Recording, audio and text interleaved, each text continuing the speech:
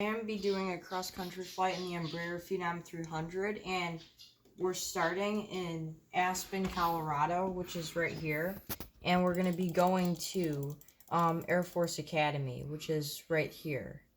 So that's the U.S. Air Force Academy, and we're going to there, and I'm gonna file flight plan using the new Navigraph.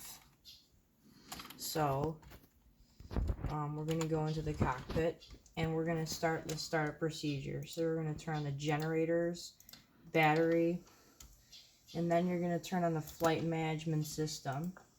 And then we're going to take this out just so we can get the fuel pumps, hydraulic pumps, arm the ELT. Terrain system test OK. HTOS test and OK. Then we're going to go turn on the ignition, get some lights on. So we're going to turn on the landing lights, navigation, strobe. We're going to turn on this little panel here. Turns on the Garmin buttons. This is for the cabin, so that's like cabin comfort. And then we're going to arm the emergency light, turn on the ECS, or electronic control system, and we're going to set that to both. And then we're going to turn on our cross bleed pumps, and then we're going to turn on the cross bleed itself. So now a lot of the stuff, now this is basically a checklist of all the stuff that you're supposed to get. You're supposed to click all the switches in the cockpit to get rid of this. So we did a lot of that. Now these should all go away when we start up the engines, because a lot of this is powered by the engines, such as like the electronic buses and the emergency brake and stuff. That'll go off once these will go away, like the engines and stuff. Alright, so we're going to start up the engines. So we're going to flick these to start, just like so. And you can see once this gets to 6 or 7%, this is going to leap. It's going to spike. So right now we're at 4 on both of them. And it's going to go to 6 and it's going to spike. So you're going to see that jump all the way that way. Just like that. And I forgot to engage the parking brake on accident. So right now our engines are started.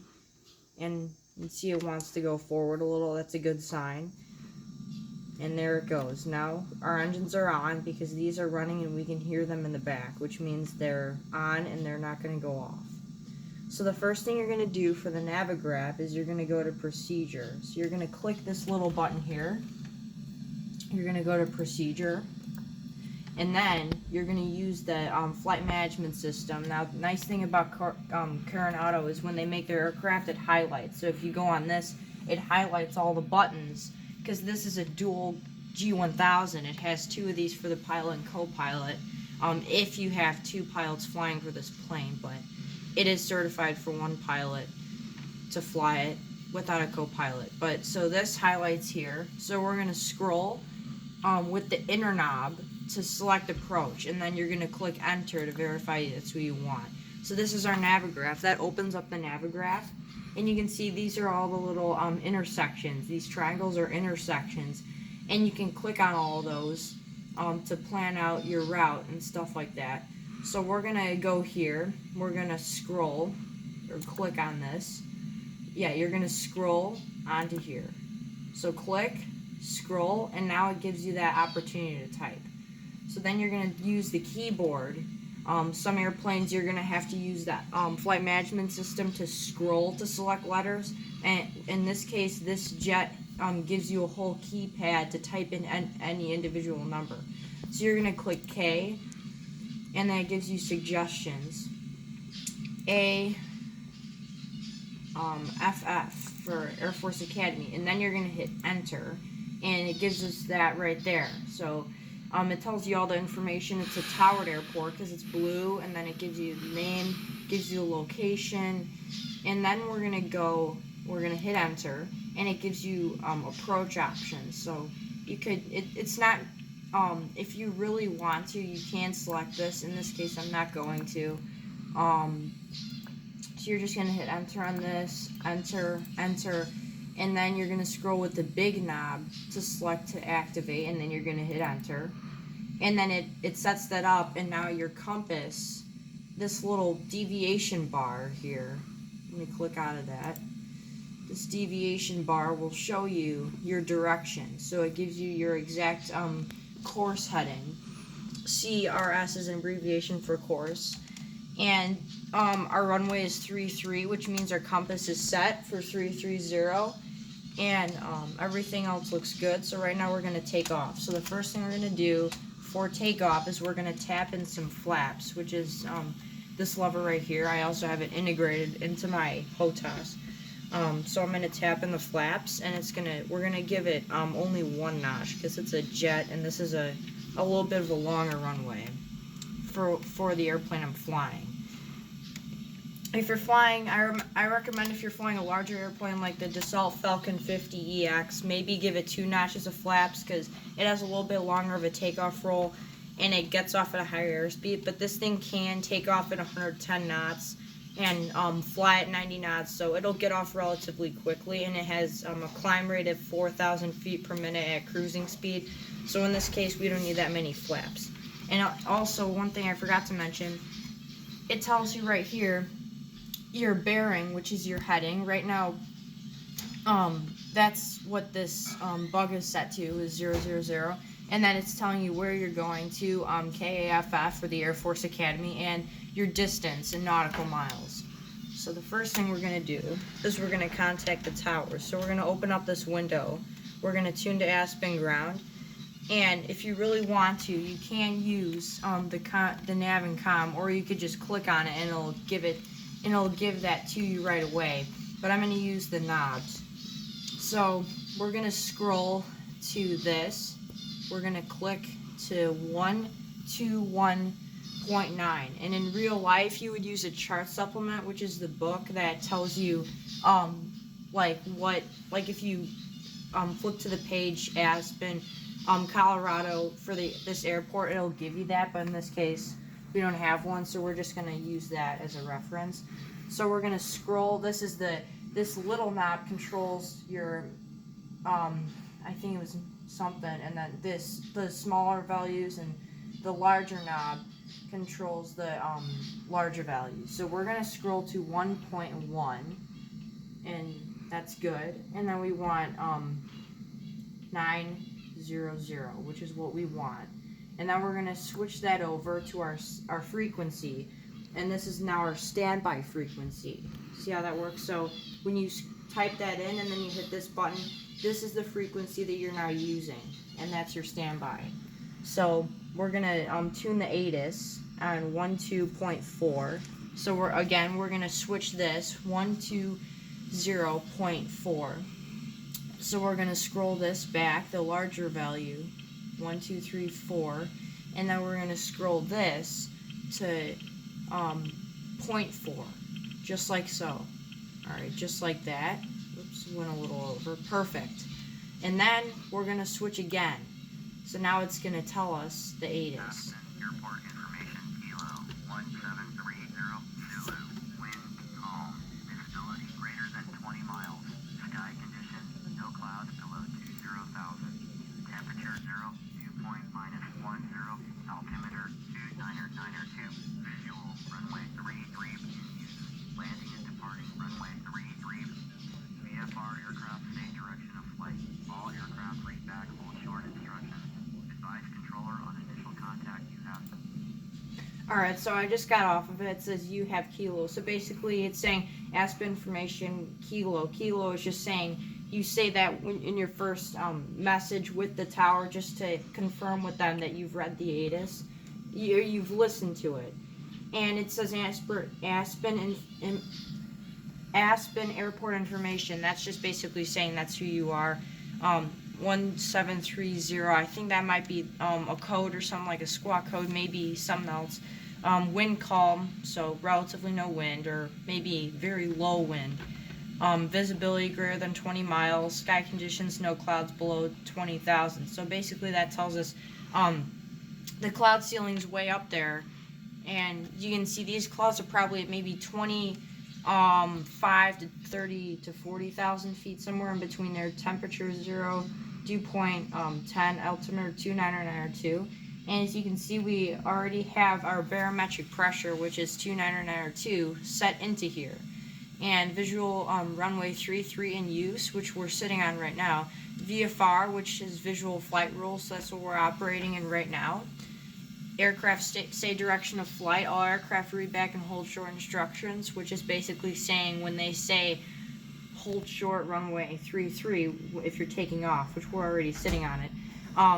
Basically what that's saying is just acknowledge, and then advise controller on initial contact you have kilo. Basically what that's saying is when you first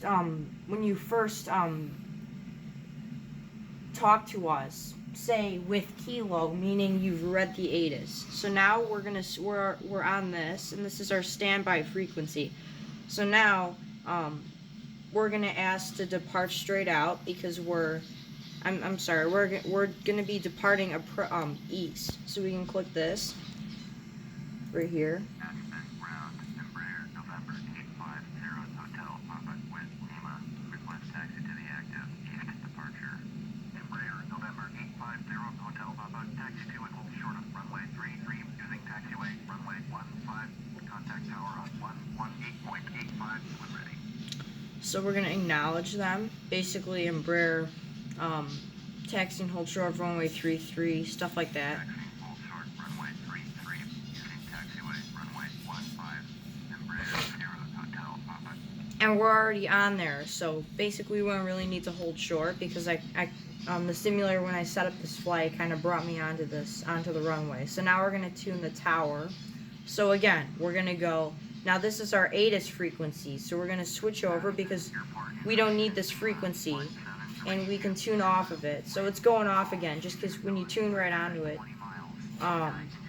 it goes off. So we're gonna go to 118, just like that, and then 0.850. So then we're gonna switch to this little knob, and we're gonna scroll in 850, just like that. And then we're going to switch it over, and the ATIS is going to turn off because we're no longer on that frequency. Now that we've tuned, now we have, so there's people in the tower. The ATIS is updated, and there's people for ground, which we just talked to, and there's also people for the tower, which talk to people that are taking off or landing or flying in the air. But ground is anyone who's taxiing to the runway or anyone who's getting off the runway or say asking for fuel and stuff like that. So we're going to request takeoff clearance VFR because we're operating VFR from Aspen Tower. Aspen Tower, Embraer, November 850, Hotel Papa, ready at runway 33, departure to the east. Embraer, November 850, Hotel Papa, clear for takeoff, runway 33, departure to the east approved. So we've been cleared, so now we're gonna acknowledge them. And this say again, it just means if you, in real life, if you didn't hear it properly, then you would just say, Embraer, November 850, Hotel Papa, say again, and they would just repeat this to you. Hotel Papa, did you hear my last transmission? I was talking, so sorry. Now we acknowledge. Runway 33, Embraer, Sierra, Hotel Papa.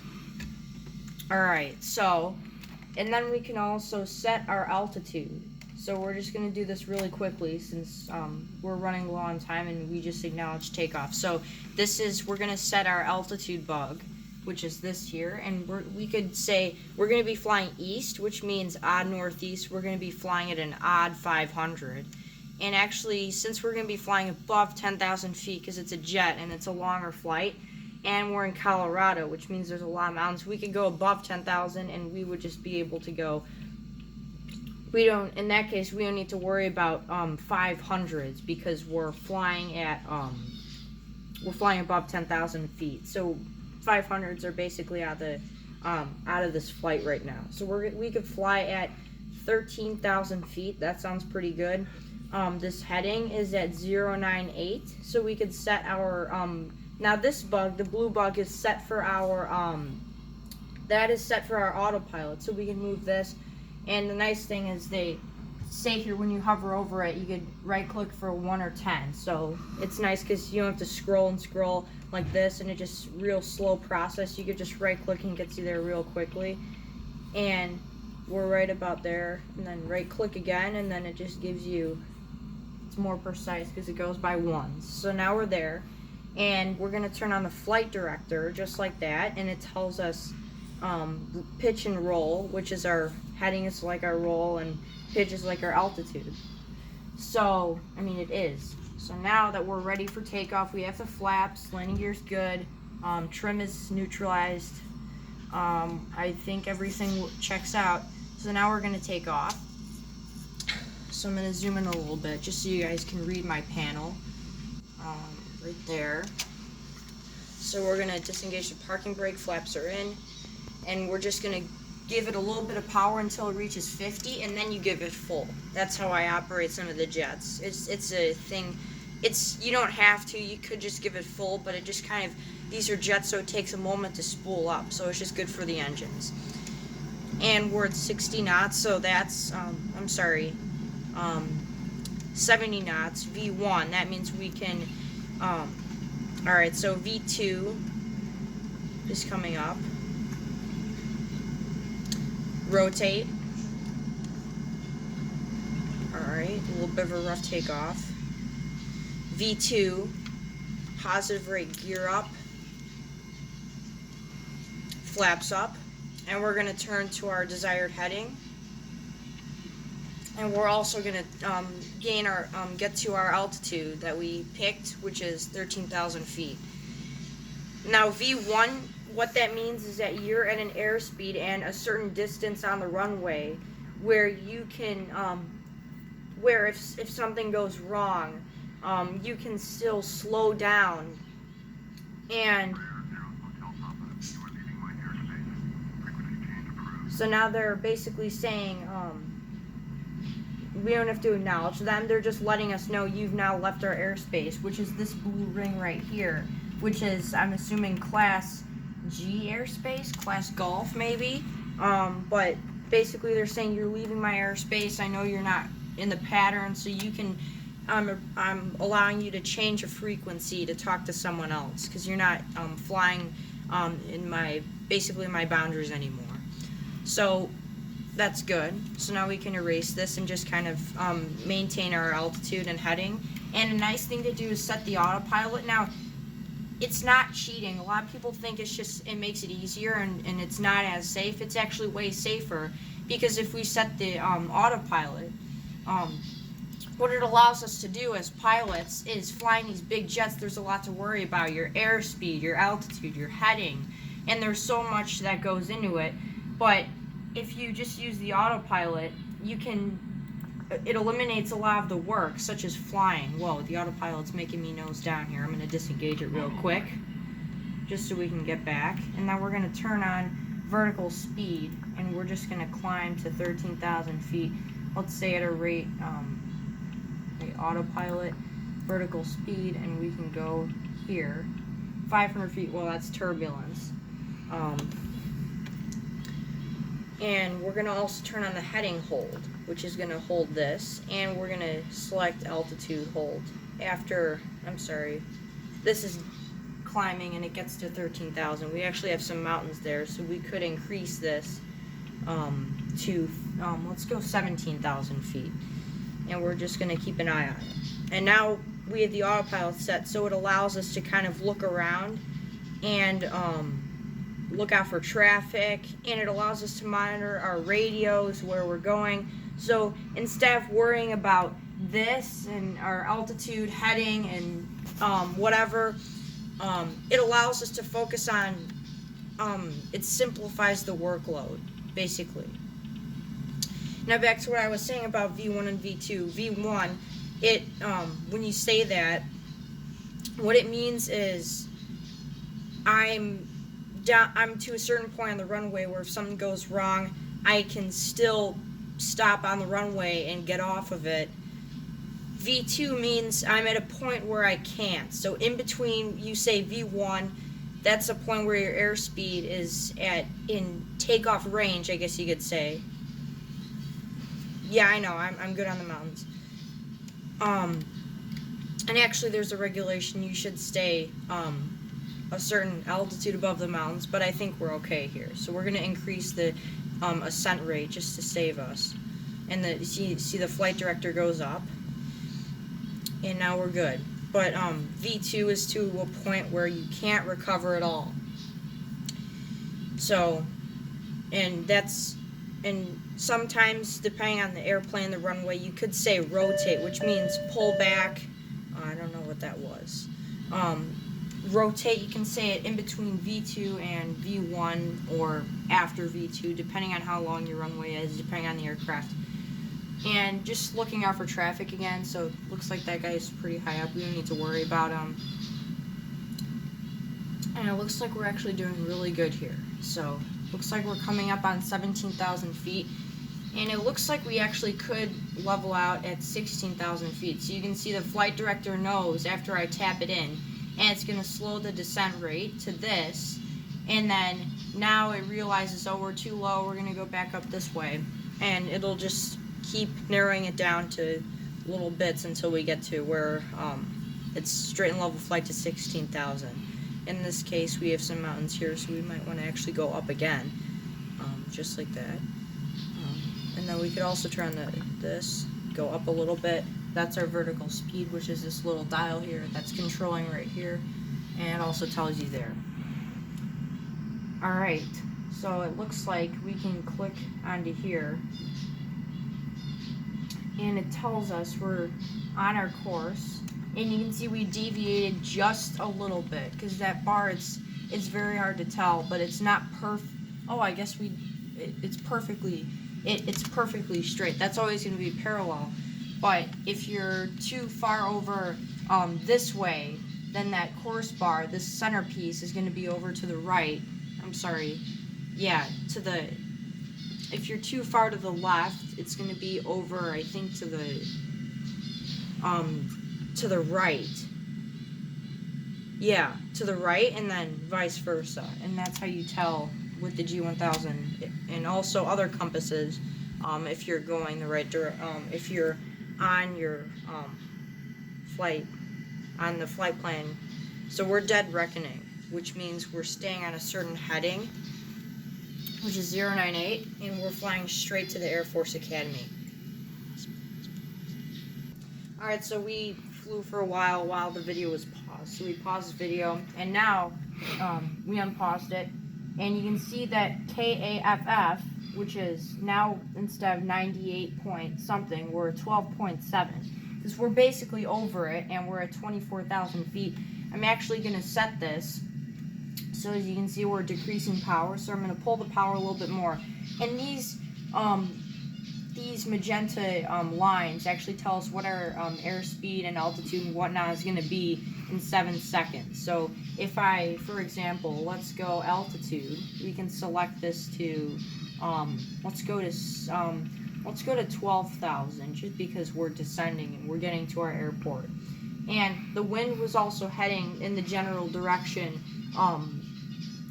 about 3-3, but it was very low. The wind was very low, but still, we took off at a heading of 330, and so we're gonna use the runway that's heading mostly north, mostly east rather than west or south, just for the sake of wind.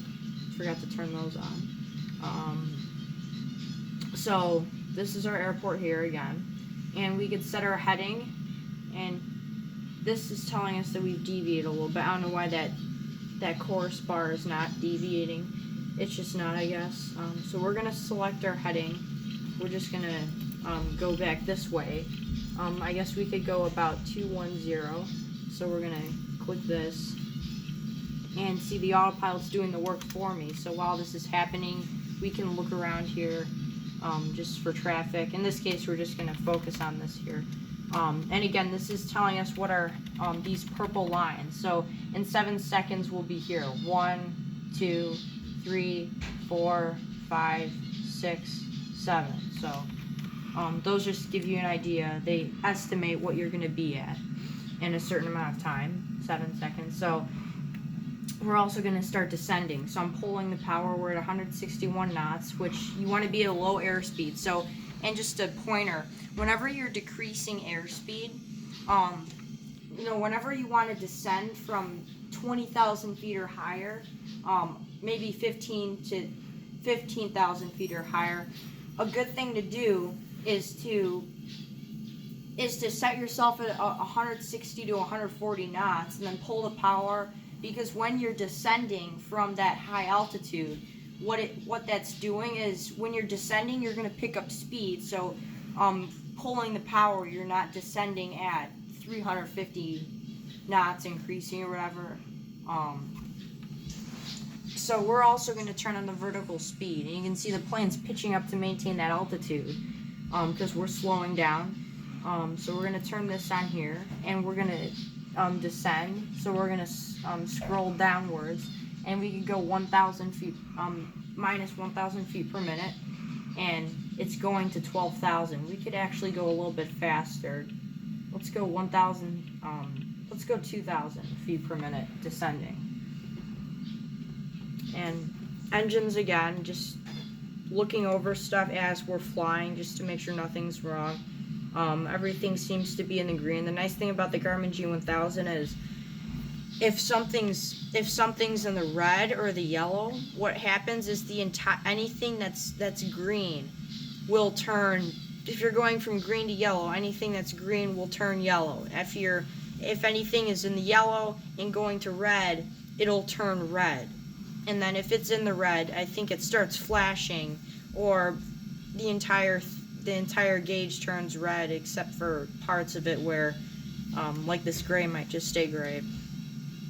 But anything, so it's nice because in analog or steam gauges, it's just a little arrow going into certain color arcs. But Garmin, they don't have that. They have color changing, except for in your I guess your temperatures for your engines.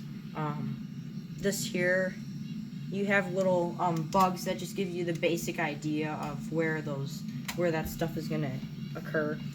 So we're gonna start to turn back to our airport, and now that we've made that turn south, approximately south, I'd say south-southwest, we're at 012. So that's the general direction of where our airport is. I mean, exact direction. So we're gonna turn towards that, and then when we get close, we're gonna start turning into the pattern. So we're gonna select a heading of, let's make this go a little bit faster here. We're gonna go to a heading of 011. So we're gonna go here just like that. Perfect. 014, so we're gonna go back a little bit. Oh, this is actually changing, as you can see, because we're going away from it in a different direction. So here's the airport, and then the compass will point at it as you're flying around it, and it will adjust. So as this adjusts, see now it might go to 018 or 018. We can still keep pointing inwards. So we could maybe take a guess it's 030 and see what happens there.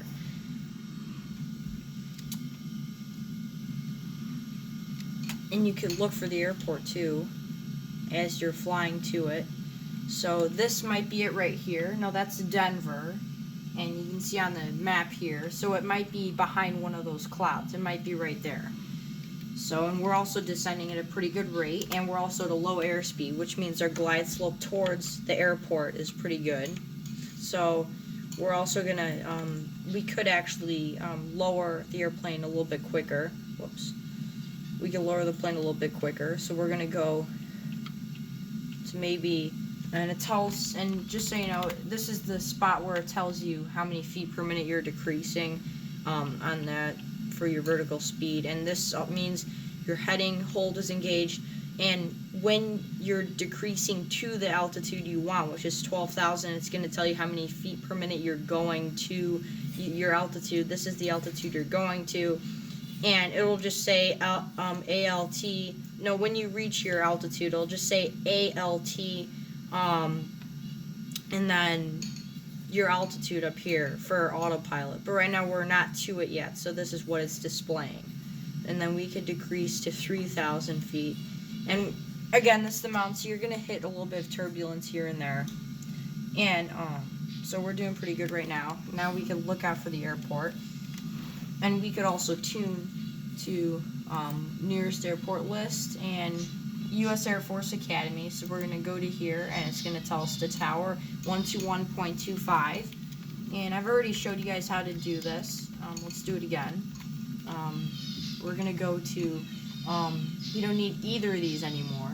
So we're going to go to 121.5 right there. And we're going to go to that. I'm sorry, 0.25. So we're going to decrease this even further. Just like that. And then now it gives us these options. Maybe we should tune into the ATIS since we haven't listened to it in a while.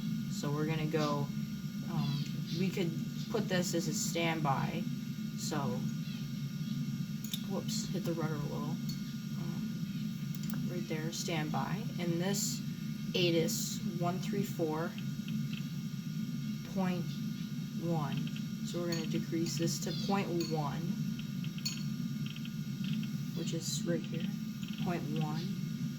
And then we're going to use the larger knob, and we're going to go to 3.4. And right now it's leveling out, and we can actually, since we're decreasing airspeed, and we're at our altitude, it's taking a little bit of a guess here, just leveling out just to decrease the descent rate so that we won't be going down. And now we're going to... Gotta pause. Oh. So we took a pause for the sake of time, and we listened to the ATIS.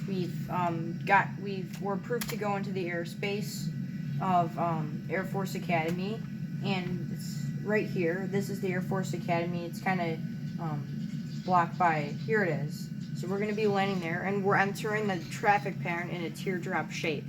And this is a great time to disengage the autopilot. So it's just disengaged, and you can see it doesn't pop up anymore right there, and we're pretty close, so we're doing good. So now we're just going to kind of come in, and it looks like the tower, it says 3-4 left in use. So we're going to be flying in. So 3-4 left. Now we took off at 330 at Aspen, Colorado, and now we're doing 3-4, which makes sense because of the wind. It's in the same general direction. And the reciprocal of that, if you subtract 20, add 200, I'm sorry, subtract 200, add 20, is 160. So we're just going to fly over the airport in any heading as long as it's in a teardrop shape. And then we're going to disable the flight director because we don't really need this anymore. And we're going to go to 16, well, that's a little bit too steep. 160.